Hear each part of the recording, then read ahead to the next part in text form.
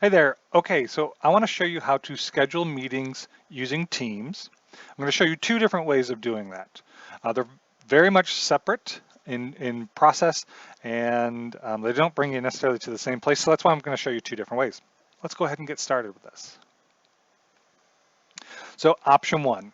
Option one, you can schedule directly from Teams and a specific channel. Now, something to be aware of is that you can schedule a meeting to public channels, not private. And you'll notice that lock icon, it means it's private.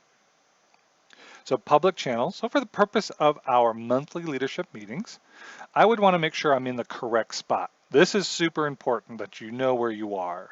Um, in ways to tell, one, you want to click on that channel there. But the other way to tell is you know where you're at because that channel and this title match up. So if I wanted to schedule a meeting, you can do this for your school level teams, or we can do this for committee level teams, depending on how you have things set up. So I can go to Meet Now, and then using that drop-down arrow, click Schedule a Meeting. All right.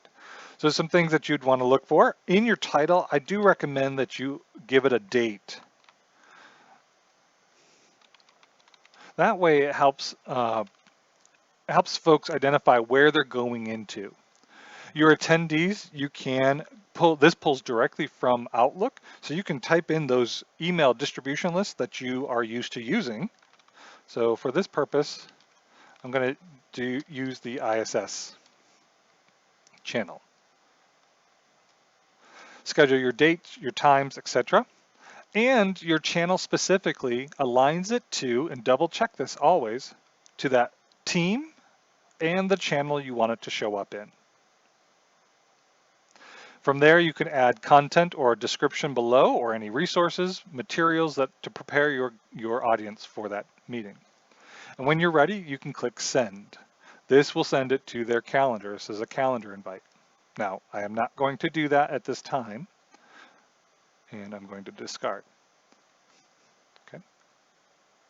Now, the other option is going from Outlook. Now, we should be more comfortable with this process because we're comfortable with Outlook. I'm going to go in and I'm going to schedule a meeting for later today. Again, give it a title.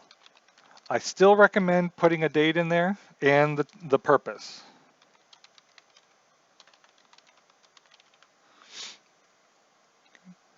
You can add your attendees like normal.